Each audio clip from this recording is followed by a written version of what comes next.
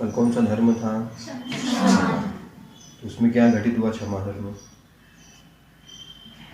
मैना सुंदरी को उसके विपरीत फल मिला उस समय, पिताजी ने दिया उसको जो, उसके बाद भी उसने पिता पर क्रोध नहीं किया, क्षमा रखी ना उसने।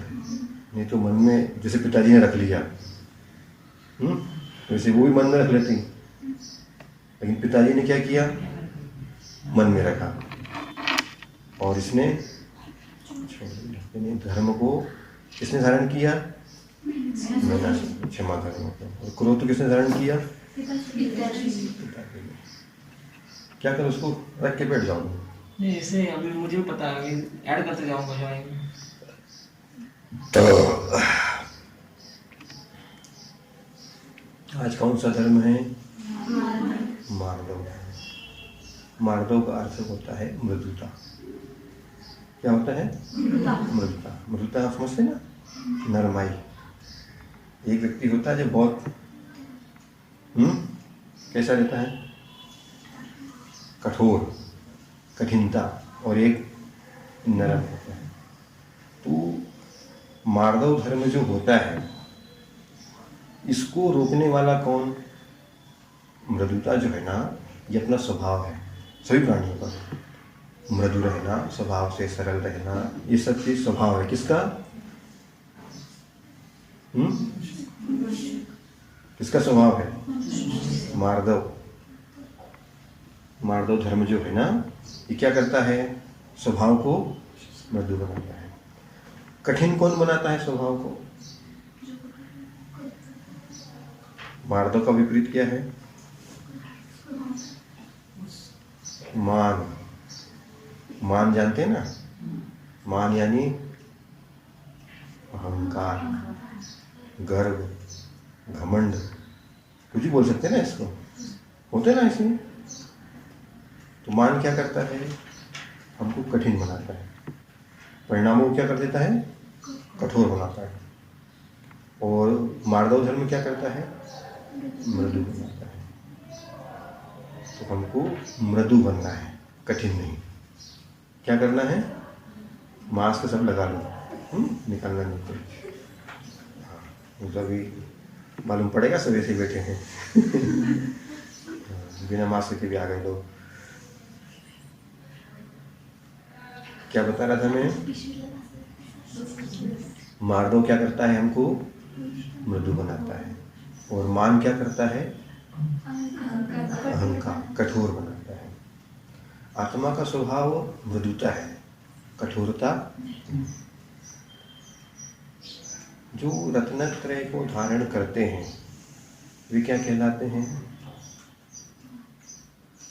सम्यक दर्शन, सम्यक ज्ञान, सम्यक ज्ञान। इनको धारण करते हैं वो क्या कहलाते हैं? मुनि कहलाते हैं। रत्नत्रय धारण करते हैं ना, सम्यक दर्शन, सम्यक ज्ञान और सम्यक ज्ञान।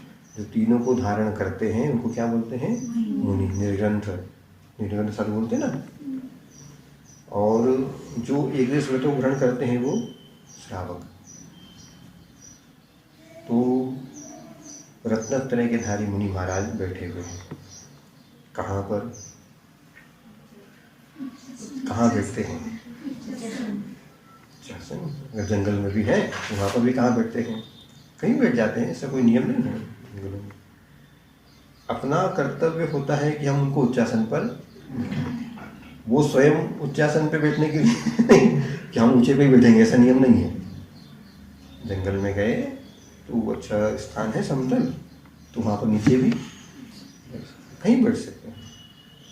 तो महाराज बैठे हैं, और महाराज जब बैठे हैं तो दर्शन के लिए लोग आते हैं ना, तो बहुत सारे व्यक्ति दर्शन के लिए आ रहे हैं। उसमें एक व्यक्ति विशेष आया, उसने नमस्तु किया महाराज जी को और कहा महाराज जी उपदेश दीजिए कुछ। आकर के बैठा नहीं, क्या कहा उसने? उपदेश दीजिए। क्योंकि फालतू बैठने से क्या होगा? टाइम पास होगा। और क्या होगा? फालतू बैठने से क्या होता है? टाइम पास होता है। तो उसने कहा महाराज जी हमको। तो महाराज जी अगर उपदेश देते तो किस चीज़ का देते हैं? सबसे पहले मुनि महाराज के लिए कहा है कि उपदेश दे तो मुनि बनने का दो, आर्यिका बनने का दो, फिर नहीं बने तो छोटे व्रत धारण करा के संतुष्ट करो।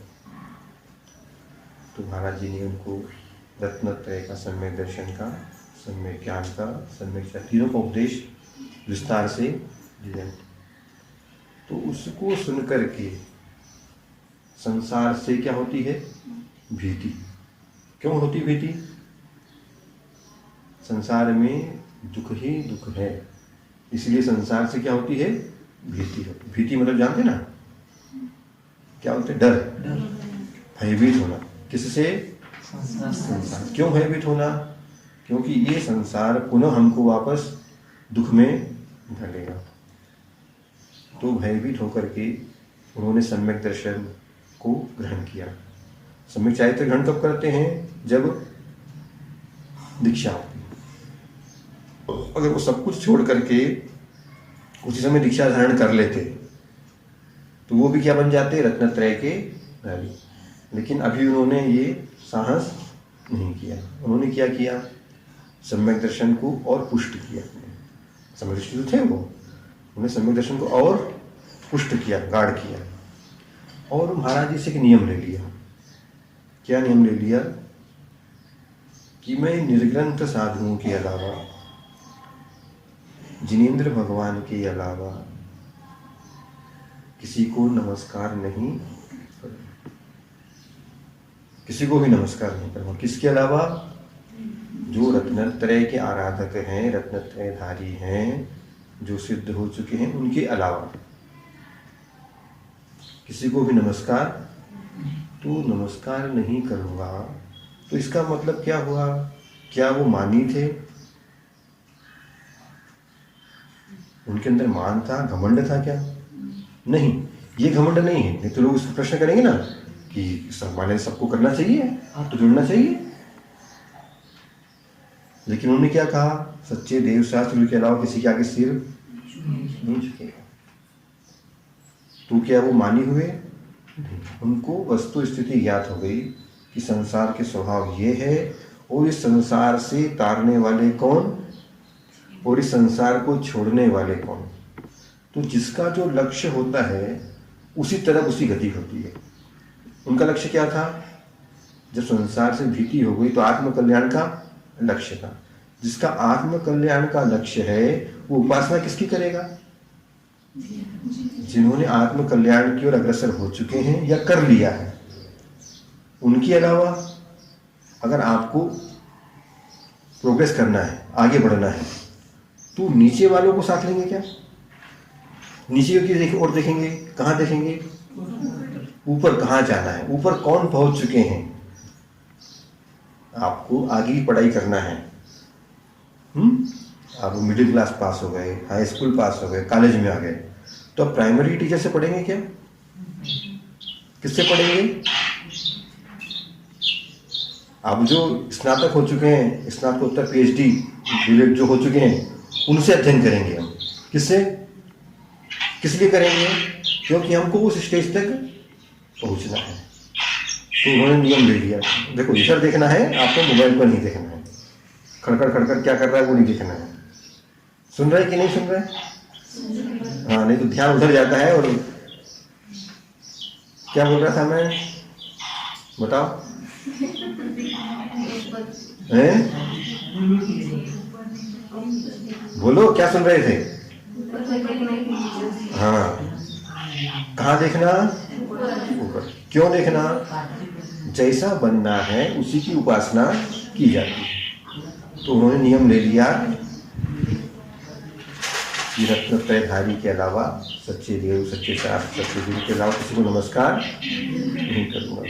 ये उनका मान नहीं था, वस्तु स्थिति थी कि इसके अलावा जो भी है वो संसार में भटकाने वाले हैं। संसार से जो निकाल दे वो हमारे पूज्य, जो संसार में डाल दे उसको नमस्ते करके क्या मिलेगा? उसको नमस्कार करके क्या मिलेगा? संसार। संसार में नहीं रहना है। तो ये क्लियर हो गया ना कि ये मान नहीं है। नहीं तो ये कहेंगे कि नमस्कार करना चाहिए किसी को भी, मान है नहीं। नियम ले लिया। अब वो राजा थे। राजा जो होता है एक पर्टिकुलर क्षेत्र का, प्रदेश का स्वामी होता है। लेकिन इन राजाओं के ऊपर भी कोई होता है। कौन होता है राजाओं के ऊपर? अधिराजा, महाराजा, मंडलेश्वर, महामंडलेश्वर, अर्धचक्री, चक्रवर्ती, ये क्रम है ना उनका भी। किसके अंडर में कितने राजा रहेंगे? चक्रवर्ती के अंडर में 32,000 मुकुटबद्ध राजा होते हैं। उनका स्वामी होता है वो चक्रवर्ती। किसका? राजाओं का। प्रजा का स्वामी राजा और राजाओं का स्वामी चक्रवर्ती। 32,000 मुकुटबद्ध राजाओं का स्वामी होता है। तो उस समय चक्रवर्ती तो नहीं थे, लेकिन प्रति नारायण अर्धचक्री होते हैं वो थे। तो राजा को अगर प्रति नारायण या अर्धचक्री के दरबार में जाना पड़ेगा तो क्या समाचार होगा आपस में? राजा को अर्धचक्री को नमस्कार करना पड़ेगा ना। लेकिन नियम क्या ले लिया है?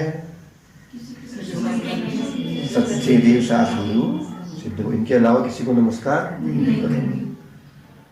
अब वो मुसीबत में सभा में जाना है और नमस्कार किए बिना बैठ नहीं सकते, तो उन्होंने उसका हल निकाला। हाथ की अंगूठी जो होती है ना, अंगूठी बोलते हैं ना, हाथ की अंगूठी में जिनेंद्र भगवान की छोटी प्रतिमा जड़वा दी, रत्न की। तो रत्न बहुत सुलभ थे। और अब क्या करेंगे? दरबार में जाएंगे तो किसको नमस्कार करेंगे? जिनेंद्र भगवान को। और उनको क्या लगेगा?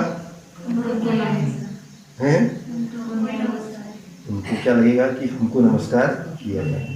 अब इनकी मजबूरी थी, इसलिए ये कर रहे थे, करना पड़ा। अब उनका कार्य चलता रहा। लेकिन संसार का स्वभाव है, संसार में कुछ लोग हितैषी होते हैं तो कुछ लोग परेशान करने वाले भी होते हैं ना। संसार में सभी चीज़ें सुलभ है। अच्छा मिलेगा तो बुरा भी पहले तैयार रहेगा, है ना। आगे बढ़ाने वाला कोई मिलेगा तो टांग खींचने वाला उससे पहले तैयार रहता है। इस तरह से ये संसार, आप जिसकी जैसी गति, खींचने वाला नीचे, बढ़ाने वाला ऊपर। अब जिसको जहाँ जाना है उसके अनुसार कार्य कर रहे हैं वो लोग। जिसको जहाँ जाना हो उसके अनुसार कार्य करता है व्यक्ति, और उसकी मर्जी है तो अपन क्या कर सकते। जाओ। तो कहाँ थे अपन? दरबार प्रतिदिन जाने लगे। लेकिन किसी ने एक बार अर्धचक्री से चुगली कर दी। चुगली जानते ना? बता दिया कि ये आपको नमस्कार नहीं करता, ये तो हाथ में अंगूठी है उस जिनेंद्र भगवान, उसको नमस्कार करते हैं। अच्छा, मेरे अंडर में रहने वाला मुझे नमस्कार नहीं करता। ये अनुपस्थिति में कहा शिकायत सामने नहीं करते ना लोग, पीछे करते हैं। पीछे कभी नहीं करना, सामने। उससे कॉन्सेप्ट क्लियर हो जाते हैं। नहीं तो बहुत किसी ने क्या बोला, फिर उससे अब आएगा वो अलग बोलेगा, फिर वो बोलेगा नहीं वो ऐसा वो ऐसा। सामने जो भी क्लियर, इससे क्या होता है, हम भी स्पष्ट रहते हैं, सामने वाले भी स्पष्ट रहते हैं। इससे मायाचार का, क्रोध, इन्हें बहुत सारी चीज़ों से बच जाते हैं। इसीलिए किसी एक की बात नहीं सुनना। अगर दो पार्टियां, दोनों साथ में हो, दोनों बोलो, हमारी बुराई हो जाएगी तो आते काहे को भी यहाँ पे बताने हमको, हमारी बुराई क्यों करा रहे हो? तुम्हारी बुराई हो जाएगी इसलिए बच रहे हो, महाराज की बुराई क्यों करवा रहे हो? ये भी नहीं, ठीक नहीं। सरलता। तो शिकायत हो गई, तब वो क्रुद्ध हो गए। कौन? हाँ, चक्री, जो अर्धचक्री थे। कौन थे वो? रावण। रावण अर्धचक्री थे, प्रति नारायण थे, और चक्ररत्न था उनके पास भी। और जो उनके राजा थे उनका नाम था बाली। रामायण देखी होगी आपने ना? तो बाली और सुग्रीव दोनों भाई थे ना, तो बाली बड़े भाई थे, सुग्रीव छोटे भाई। तो बाली ने नियम लिया था कि मैं देव शास्त्र गुरु के अलावा किसी को नमस्कार। अब हितैषी बाली के भी लोग थे कुछ, तो तत्काल गुप्तचर विभाग से समाचार आ गया कि अर्धचक्री को शिकायत पहुंच चुकी है। तो अब इन्होंने सोचा कि अब तो एक ही रास्ता है, या तो नमस्कार किया जाए, जो कि मुझे करना नहीं। नियम ले लिया, नियम अब तोड़ना नहीं, मर जाए लेकिन नियम नहीं करते। अब क्या करना है, उपाय क्या बचा है, युद्ध करो, या तो फिर उसके साथ युद्ध करेगा। और युद्ध करके सम्यक दृष्टि भी सोचता है इतने प्राणियों को मार करके अपना रक्षण करना उचित नहीं है। तो उन्होंने सोचा कि इतने प्राणियों की हिंसा होगी, अपने कारण मरेंगे और क्या, इतना अपन इसलिए युद्ध करेंगे, तो इससे अच्छा है इस राज्य को ही छोड़ दिया जाए।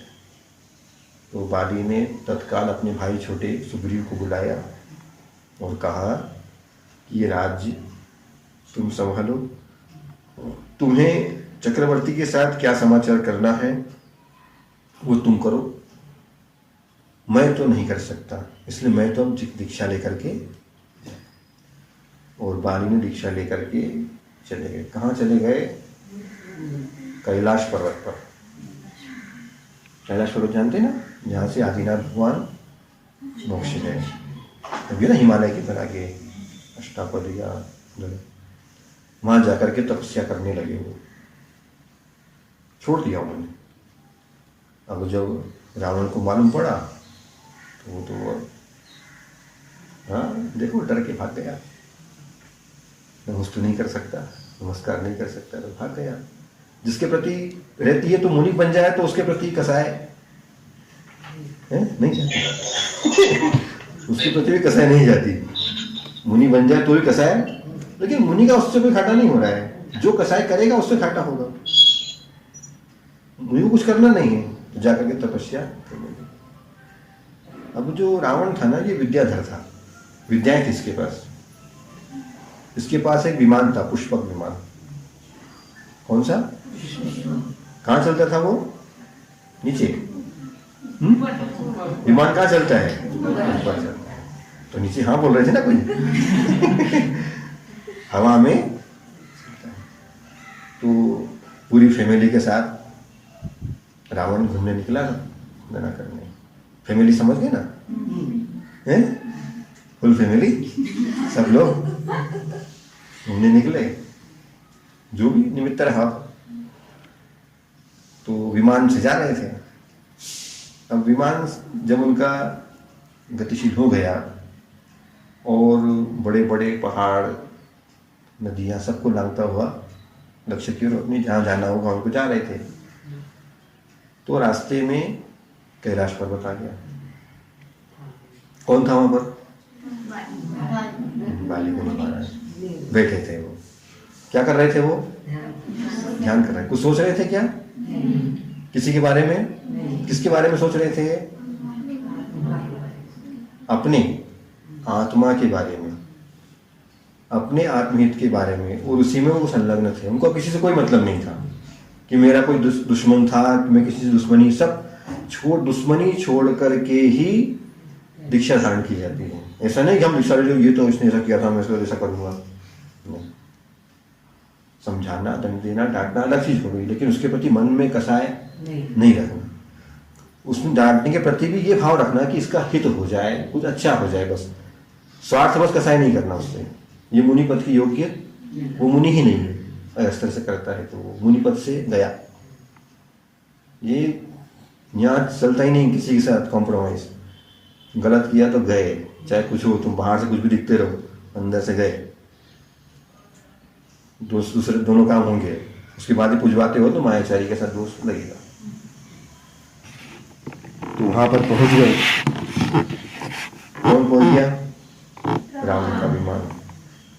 महाराज तो बैठे थे, लेकिन जैसे ही महाराज जी के ऊपर से जाने के लिए, क्रॉस करने के लिए गतिशील हुआ,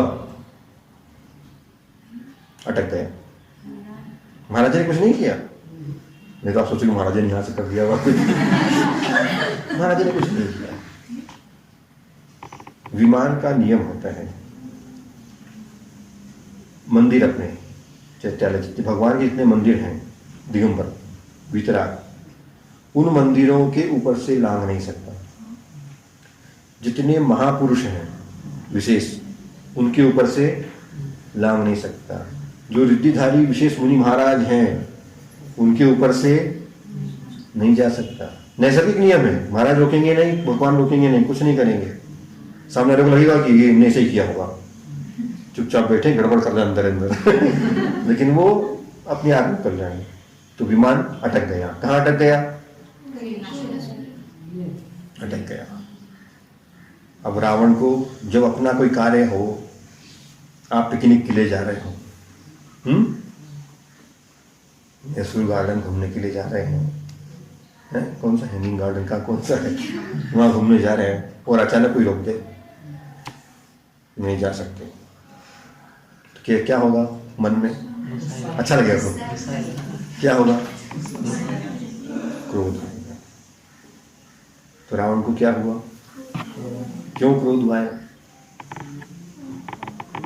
देखो, जो बड़े लोग होते हैं ना, उनको सबसे बड़ी चिंता प्रेस्टीज की होती है। प्रेस्टीज, मान, इसकी चिंता सबसे ज्यादा होती है। तो विमान उनका प्रेस्टीज कौन सी कसाय है? मान कसाय। मानी था वो, मैं चक्रवर्ती, मेरे अंडर में सब लोग। तो क्रोध आया। क्यों आया? जब मान को ठेस लगती है तो क्रोध उत्पन्न होता है। मान, प्रेस्टीज को धक्का लग गया, तो वो भी किसके सामने? फैमिली के सामने। अकेले में कोई गाली दे दे तो फिर भी चलता है, किसी ने देखा नहीं, सुना नहीं, चलो किसी को बताएंगे ही नहीं। और अपने सभी लोग, घर के लोग जिनके सामने अपन तारीफ करते हैं खूब, करे ये तो ऐसे हैं, हमारे घर के लोग तारीफ करते हैं ना, हमारे तो ऐसे चक्रवर्ती हैं, ऐसा है, इनके अंडर में ये है, ये तो इनके साथ कभी कुछ ऐसा नहीं हो सकता, कभी घटना ऐसी घट नहीं सकती, अशुभ करते नहीं है। लेकिन घट गई, वो भी फैमिली के सामने, तो बहुत ज्यादा अवमानना हुई। क्या अवमानना? अवमानना नहीं हुई, महसूस की। जो मानी होता है उसकी अवमानना हो या ना हो, वो महसूस तो करता है, इसने मेरे साथ ठीक नहीं किया। किसी ने रोका था क्या विमान? रावण भी जिन्हें भगवान का भक्त था, लेकिन जब तीव्र कषाय होती है, मान का उदय होता है, तो वो भी सब भूल जाता है, भूल गया वो। और मान भंग हुआ उसका, सबके सामने इंसल्ट हो गई, विमान नहीं चल रहा है तुम्हारा, अटक गया। हंसते ना बच्चे होते, हंसते हैं, ए पापा तो ऐसा बोल, अटक गया, अटक गया। पीछे से मजा करते हैं, और पापा चल नहीं रहा, क्या हो गया? कुछ न कुछ तो भिन्न भिन्न प्रकार के जी, भिन्न भिन्न परिणाम रहते हैं ना। तो उन्होंने बोल दिया, तो क्या हो गया? क्रोधित हो गए। तब क्रोध के साथ नीचे उतरा कौन? रावण, कि मेरा विमान किसने रोका।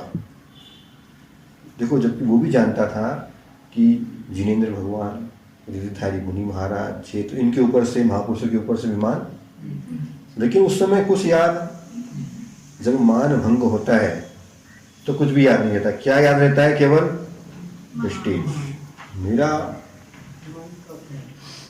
और जब मान भंग होता है तो कितनी पीड़ा होती है। क्या क्या होता है उसमें? लक्षण क्या आते हैं? चेहरा लाल हो जाता है, होता है ना। मान भंग हो जाए, इंसल्ट हो जाए, मान लो कॉलेज में गए, आप स्कूल में गए और सबके सामने इंसल्ट कर दिया, चेहरा कैसा होगा? एकदम लाल, लज्जाजनक, लज्जा आती ना उसमें, देखो सबके सामने अपनी इंसल्ट हो गई, अब क्या होगा? सबके सामने गए हम। तो रावण क्रोधित होकर के नीचे उतरा और देखा तो कौन बैठे थे? मुनि महाराज। बाली मुनि महाराज। तो जैसे ही उनको देखा तो पूर्व का संस्कार और तीव्र। पहले क्या था इनका आपस में? अच्छा था क्या? दोनों की खटपट पहले से ही थी। तो वो ये भूल गया कि मुनि महाराज हो गए।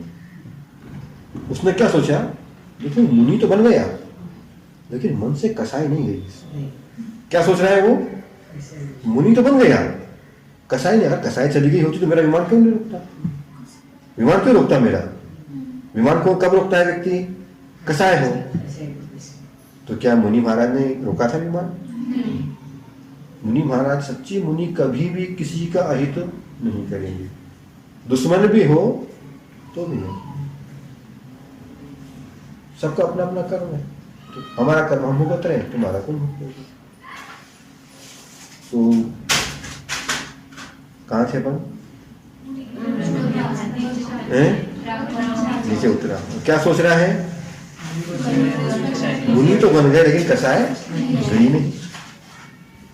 ऐसे क्या मुनि बना जाता है? कसाय छोड़ना चाहिए था। और वही मेरा विमान रोका। जानता है कि मैं चक्रवर्ती हूं। तो रावण को क्रोध आया, मुझे अपमानित करता है। देखो जो मान को चोट पहुंचती है तो क्या होता है? सब तरफ से व्यक्ति, क्या बोलते हैं इसको मराठी में?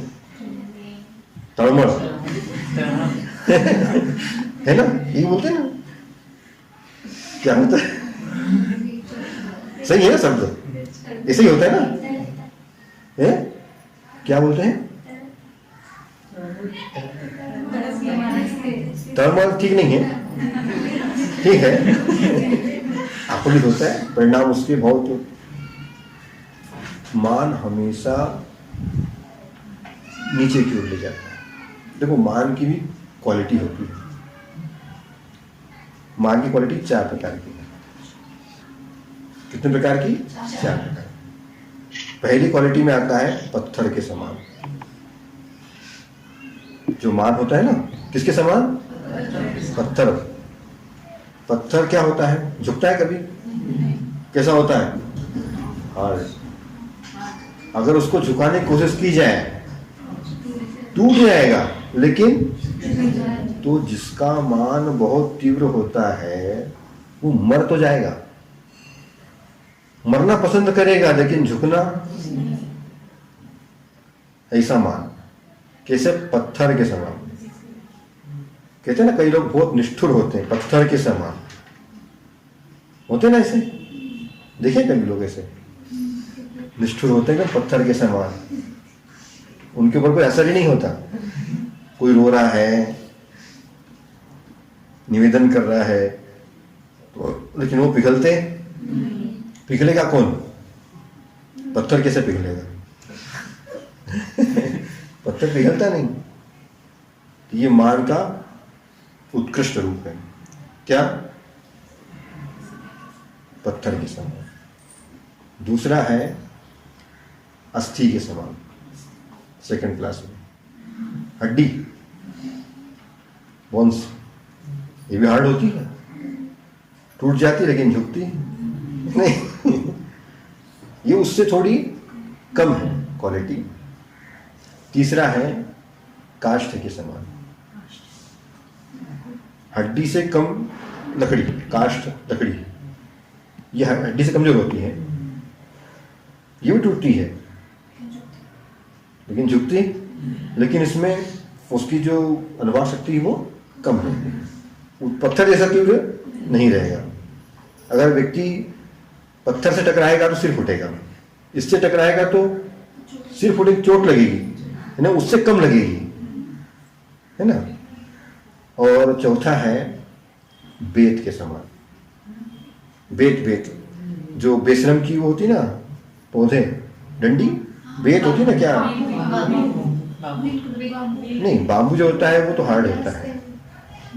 जो बेत, छोटी बेत होती है, छोटी छोटी बेटें होती, बेत जो ये मास्टर लोग आ गए ना, छड़ी हरी हरी है, जो मुएबल होती ना, एक तो हार्ड नहीं होती, सूखी वाली जो होती ना वो हार्ड होती, गीली वाली होती ना जो वो अच्छी लगती जम के, वो है ना, वो मास्टर जी वही लाते ना तोड़ के और हाथ में लगाते हैं, वो लगाते ना, हाँ लगाना चाहिए तब मजा आता है ना। यहाँ भी रखना पड़ेगी एक रखना पड़ेगी। तो चौथी कौन सी क्वालिटी हो गई? वेद के समान। तो वेद में भी थोड़ा है लेकिन झुक जाता है, वेद झुक जाता है, इतना कठोर नहीं होता। मान तो है लेकिन फिर भी झुक जाता है। मान की पहचान क्या है?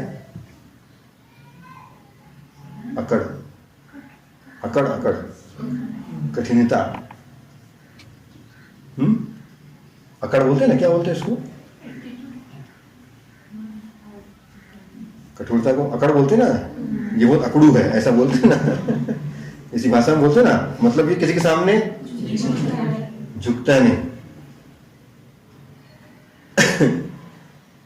वो आए ना इसमें, अकड़ तो खास मुर्दे की पहचान है। क्या? झुकता वही जिसके अंदर जान है, झुकता वही जिसके अंदर जान है। अकड़ तो खास मुर्दे की पहचान है। अकड़ता है समझ लो ये मुर्दा है, इसके अंदर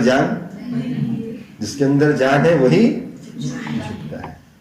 और अकड़ तो मुर्दे की, यानी मुर्दे के समान है वो। इसका मतलब क्या हुआ? जो मानी व्यक्ति मुर्दे के समान हो गया, झुकेगा नहीं, पत्थर टूट जाएगा लेकिन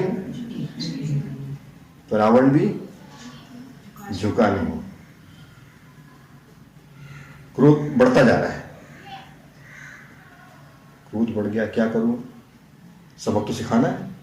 क्रोध बढ़ता है तो क्या, फिर प्रतिशोध की भावना होती ना, मेरा अभिमान रुका, फैमिली के सामने इंसल्ट हो गया तो मैं भी दिखाता हूं मेरी कितनी शक्ति है।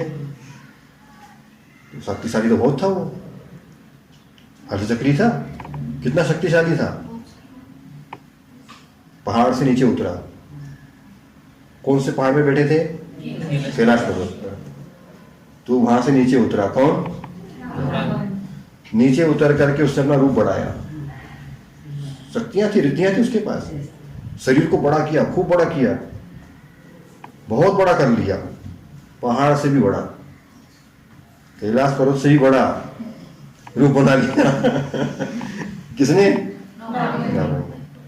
और कैलाश पर्वत की जड़ों को में हाथ डाल दिया और हिलाया। क्या कर दिया? और उखाड़ दिया। किसको? कितना शक्तिशाली था रावण। कैलाश पर्वत हंसी खेल है क्या?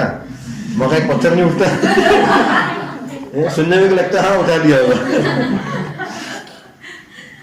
हाथों से कैलाश पर्वत उखाड़ लिया और यहां तक उठा लिया। कौन बैठे थे उसके ऊपर? उसने क्या सोचा? पर्वत उठा करके, तब इनको समझ में आएगा कसाई क्या होती है। पर्वत उठा लिया, जब पर्वत उठा तो हलन चलन होगी, और हलन चलन होगी तो उस पर जो बैठेगा उसको महसूस होगा। किसको महसूस हुआ? क्या महसूस हुआ? कि कोई पहाड़ को, उनको कुछ पता नहीं कि किसी का विमान अटक गया, उनको क्या मालूम क्या होगा, वो तो अपने बैठे ध्यान में जो देख रहे हैं लाइव टेलीकास्ट उनको मालूम पड़ रहा है कि क्या हो रहा है। अगर वो चाहते तो जान सकते थे, ज्ञान रहता है, लेकिन उनको कोई मतलब ही नहीं ना। दुनिया आ रही जा रही, अपना काम चल रहा है, अपने क्या करना है, अपने को अपने से मतलब रखना है। तो हलन चलन हुई तो उनको लगा कि पर्वत तो किसी ने उठाया है। जब ज्ञान से ज्ञात किया तब मालूम पड़ा कि रावण आए हैं और पर्वत को घटना ज्ञात हो गई और यह उठा करके फेंकने वाला है। किसको? पर्वत को। तो मुनि महाराज को कोई टेंशन हुआ क्या? फेंकेगा तो क्या मृत्यु होगी? मृत्यु नहीं होगी, ध्यान में जाएंगे तो केवल ज्ञान हो जाएगा, वो अपना कार्य कर लेंगे। लेकिन एक प्रश्न आ गया, लेकिन क्या हुआ कि उस पर्वत पर भरत चक्रवर्ती ने 72 जिनालय शुद्ध सोने के, गोल्ड के, प्योर प्रतिमाएं भी सब गोल्ड की। किसने बनवाई थी? तो छोटी छोटी सी होगी क्या? भरत चक्रवर्ती की हाइट थी 500 धनुष की। तो 500 धनुष वाला व्यक्ति का प्रतिमाएं बनवाएगा क्या? ऐसी थोड़ी बनवाएगा। रोहित चक्रवर्ती बनवाएगा तो अपने प्रेस्टीज के अनुसार बनवाएगा। नहीं तो छोटी छोटी बनवा के रखा दी कि दूरबीन से देखना पड़ेगी, भगवान के दर्शन कर लो। ऐसे लोग भी होते हैं ना, कंजूस जिसे बोलते हैं। भगवान के कार्य में, दान देने में, जिनेंद्र भगवान के कार्य में, पूजन करने में कंजूस। और यहाँ पर गिनती करता है व्यक्ति, क्या करता है? इतना खर्चा हो गया, इसमें इतना खर्चा, इसमें इतना खर्चा। और जब घूमने जाता है तब कौन सी होटल में रुका, 5 स्टार में, इसमें कितना टिप दिया, कितना किराया दिया, कोई काउंटिंग नहीं। हाँ कमाया किसी लिए? वहां मना नहीं कर सकते, वहां तो वेटर देने का उसको टिप और देना पड़ती है, देते हैं, 1000 पैसे डाल देते हैं, नहीं तो प्रेस्टीज।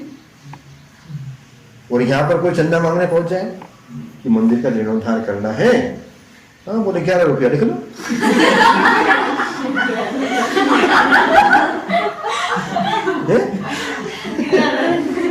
अरे नहीं, अभी क्या है, अभी इसमें सारी फसल नहीं आ पाई, पिछले साल ऐसा हो गया था, बच्चे ही बाहर गए हैं तो उसमें खर्चा हो गया, अभी शादी हुई थी, अभी ऐसा हुआ था, अभी मकान बन रहा था, अभी ये हो रहा था, तभी सब इस काम में खर्चा हो गया, तब हमारे पास।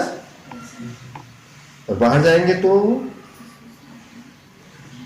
देते कि नहीं, देख लेना कितना पैसा व्यर्थ का लुटाते हैं। कुछ अपने शौक भी होते हैं, उसमें लुटाते कि नहीं? खाने पीने के, किसी को गुटखी का शौक है, किसी को किसी का शौक है, खाते कि नहीं? कितने कितने खाते हैं, काउंटिंग होती क्या? कितना महंगा आता है? 5 रुपए का एक पाउच, कितने पाउच खा जाते हैं? वो किसी को दान देना हो तो नो हमारे घर में क्षमता नहीं है महाराज, हमारी तो हम बहुत गरीब आदमी है, बहुत गरीब। ऐसे दिन हो जाते हैं उनको, महाराज किसी नहीं। अरे नहीं देखा, वहां जाके इतना गुटखा खाता है, वहां पर इतना पैसा लुटाता है।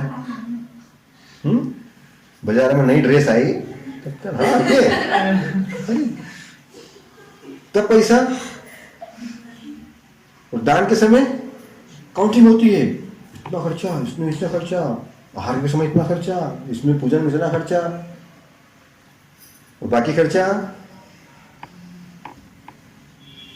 तो क्या हुआ? रावण ने क्या किया? तो उस पर 72 जिनालय बने थे, भरत चक्रवर्ती ने बनवाए थे। भूत यानी कि पास्ट, प्रेजेंट वर्तमान, भविष्य यानी फ्यूचर। पास्ट, प्रेजेंट, फ्यूचर, तीनों समय के तीर्थंकर। एक बार में 24 तीर्थंकर ही होते हैं। तो पहले जो 24 हो चुके थे उनकी प्रतिमाएं, जो वर्तमान में थे उनकी, और जो होने वाले हैं उनकी। कितने हो गए?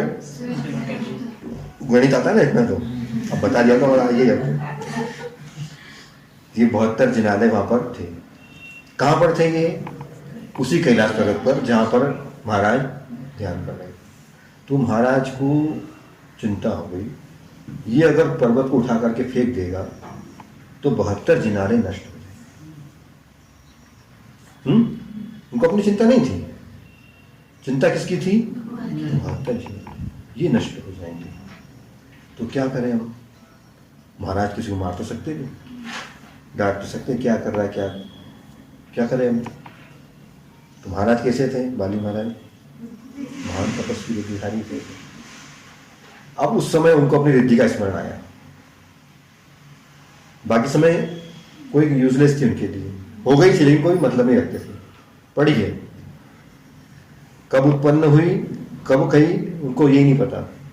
नहीं तो तपस्या करने वाला देखता ही रहता है, एक माला फिर कुछ हुआ कि नहीं, कोई आया कि नहीं, वृद्धि हुई कि नहीं, कोई देवता आ जाए अभी, एक आँख खोल के देखता है, इधर से देखता है, कोई कुछ तो आ जाए, कुछ नहीं। उनको पास तो आकर के हाथ जोड़ के खड़े हो जाती है कि हे स्वामी स्वीकार करो हमें, देखते ही नहीं, कोई मतलब ही नहीं है। उस स्वयं दास होकर के बैठे रहते हैं, जब आज्ञा देंगे तब अपन कार्य करेंगे। तब बाली महाराज ने सोचा कि देखो जिनालयों की रक्षा भी हो जाए और ये सुरक्षित भी रह जाए और अपने को भी ज़्यादा हिंसा न करना पड़े, ऐसा उपाय करें। तो बाली महाराज जहाँ पर बैठे थे, बैठे बैठे ही उठे नहीं, वो उठे नहीं, बैठे बैठे ही पैर जो था ना उनका, पैर का अंगूठा प्रेस कर दिया, दबा दिया। जैसे पैर का अंगूठा दबाया, रावण की हालत, उठाया था ना उसने, यहां तक उठा लिया था, उठा करके फेंकने वाला था। अब देखो चक्रवर्ती का बल कितना, पर्वत को उठा लिया, और मुनि महाराज का बल कितना, चक्रवर्ती फेल हो गया, एक अंगूठा ही केवल, और वो दबाया तो इतना प्रेशर उसका, इतना लोड हो गया, कोई वस्तु उठा रहा है, अपन उस पर हाथ दबा दे तो क्या होगा, दब जाएगा। तो महाराज ने धीरे से दबाया, लेकिन इतना प्रेशर रहा उसका कि रावण क्या करने लगा, रोने लगा, दबने लगा वो पूरा, मैं अब दब के गया काम से। वो सोच रहा था कि मैं सबसे बड़ा हूं। क्या था ये, मां। महाराज ने थोड़ा सा अंगूठा किया, अब समझ में आया कि अपने से ऊपर भी कोई है। अभी तो क्या समझ रहा था कि मैं, मेरे से बड़ा शक्तिशाली कोई नहीं। अब उनको ये समझ में आया क्या हो रहा है, ये पर्वत नीचे क्यों जा रहा है, और इतने प्रेशर से जा रहा है कि अब तो अपनी हालत। तो रावण रोने लगा, तेजी से रोने लगा, सू सू करके आवाज आती ना, इसे रोने लगा। इसीलिए तब से उसका नाम रावण पड़ा। रौदी इति रावण, जो रोया था इसलिए उसका नाम रावण पड़ा। पहले उसका नाम दूसरा था, दशानन और या कुछ और था उसका नाम, लेकिन उस दिन से उसका नाम रावण पड़ा। पहले उसका नाम रावण नहीं था, रोया था वो, चक्रवर्ती होकर के रोया, फैमिली के सामने रोया। तो जिस फैमिली के सामने वो अपना स्टंट दिखा रहा था ना कि मैं बलशाली, तो फैमिली उतरी नीचे। फिर कौन हेड, कौन था फैमिली का, मंदोदरी। कौन थी वो, कटरानी थी ना रावण की। वो उतरी रोते रोते, क्या हो गया, समझ गई गड़बड़ करोगे तो होगा ऐसा। तो वो गई किसके पास, बाली के पास। महाराज जी क्षमा करो, क्षमा करो महाराज जी, क्षमा करो, गलती हो गई, अज्ञानवश हो गया, ऐसा हो गया, खूब क्षमा करो, क्षमा करो। किसको, इनको क्षमा करो। तो महाराज जी काम तो हो गया था, समझ में आ गया था उनको कि हम किससे लिया है अपन ने। तो महाराज ने अंगूठा ढीला कर दिया, तो रावण ने रख दिया और हाथ जोड़ के निकल गए। देखो मान के कारण क्या किया, महाराज के ऊपर भी प्रतिशोध की भावना हो गई। कितना खतरनाक मान, किसी को नहीं दिखता। जब प्रेस्टीज पॉइंट आता है ना, तो कौन महाराज है कुछ नहीं दिखता, लेकिन इसका फल तत्काल नहीं मिलता। बाद में जब फल मिलता है तब वो पछताने के अलावा कुछ नहीं रहता, और कुछ करने की गुंजाइश ही नहीं रहती उस समय। ऐसी कंडीशन हो जाता है, चाहता तो भी नहीं कर सकता। वहां चाहे कि मैं क्षमा मांग किया जाए तो मिलता ही नहीं, बस रो, कष्ट सहन करो और रो, इसके अलावा कुछ नहीं कर सकते। वही मान के कारण, किसका मान भंग करने गया था वो, महाराज जी का। लेकिन मान भंग किसका होता है, जिसका मान हो। महाराज के पास मान तो था ही नहीं। महाराज के पास कौन सा मान था, 4 मान थे ना, वेद के समान। संजुलन कसाय जो होती है ना, मुनि महाराज की होती है, तो वो वेद के समान था। बहुत जल्दी तत्काल आता है, नरम पड़ जाते हो जाता है, ठीक है, आया और छोड़ा। तो मान भंग करने गया था वो महाराज का, जबकि उनके पास मान था ही नहीं। गलत फहमी थी ना उसकी। देखो, अपने अंदर गलत फहमी के कारण भी अपन अपनी धारणा बना लेते हैं। जब तक सही वस्तु ज्ञात नहीं हो तब तक कोई एक्शन नहीं लेना चाहिए। ज्ञात कुछ नहीं और एक्शन ले लिया, क्यों ले लिया? प्रेस्टीज पॉइंट आ गया। तब प्रेस्टीज किसकी गई? फैमिली के सामने अच्छा दिखाने की सोच रहे थे उन्हीं के सामने रोना पड़ा। बच्चे हंस रहे होंगे, पापा रो रहे हैं। जो दुनिया को रुलाता खुद रो रहा है। किसका प्रभाव? मान। तो मान के द्वारा दूसरे का मान भंग करने की भावना से भी अपना ही मान भंग होता है। इसीलिए अपना मन कैसा रखें?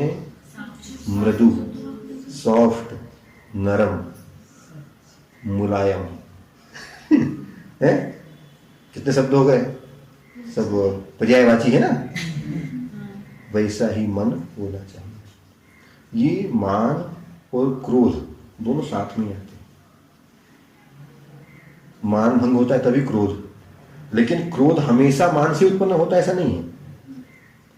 मान भंग होगा तो क्रोध ही उत्पन्न होगा, लेकिन हमेशा क्रोध मान के कारण ही आता है, नियम नहीं है। क्रोध के बहुत से कारण हो सकते हैं, तो उसको सब एक समान नहीं मान सकते।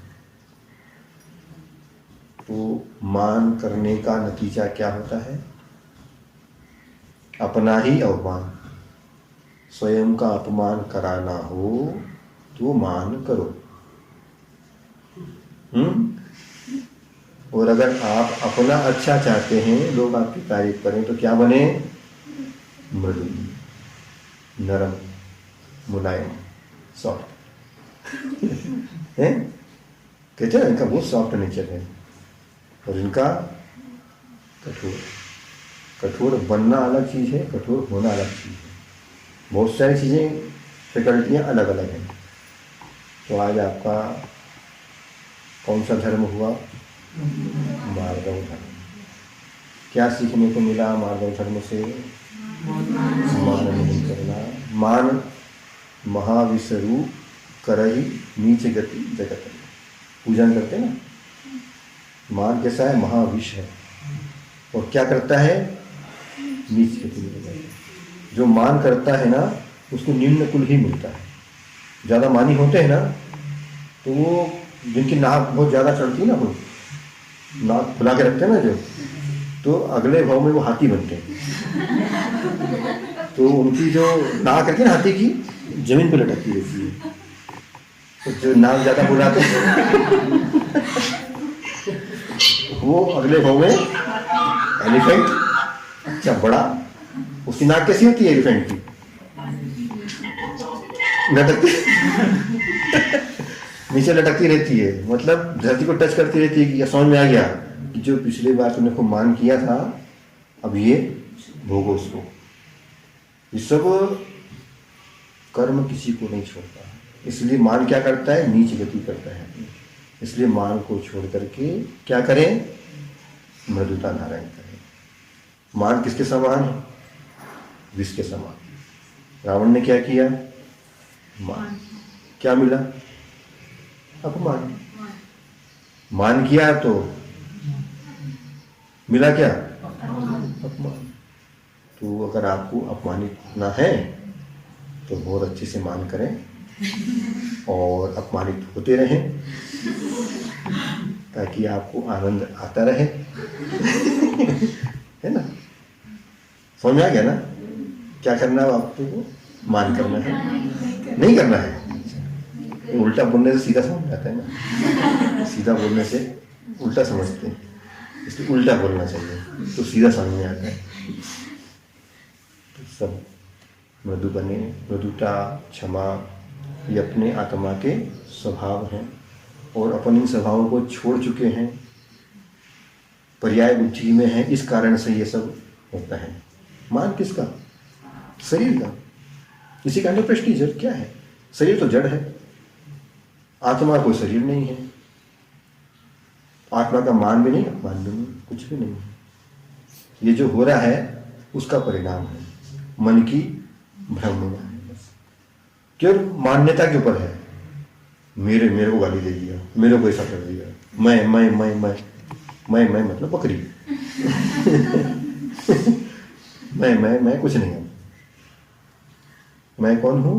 आत्मा, शुद्ध आत्मा, जिसका न कोई अपमान होता है न कोई मान होता है, कोई शरीर है उसका, न कोई आगे है न कोई पीछे है, न बड़ा है न छोटा है, कुछ भी नहीं है, केवल है, एग्जिस्टेंस, केवल अस्तित्व मात्र है, मैं हूं बस। और है में आनंद है, अच्छा है, बुरा है, मेरा है, तेरा है, धोला है, काला है, सब टेंशन है। और है में केवल आनंद है बस, उसमें नो टेंशन। तो अपने स्वभाव की ओर ले जाने वाला दूसरा धर्म आपका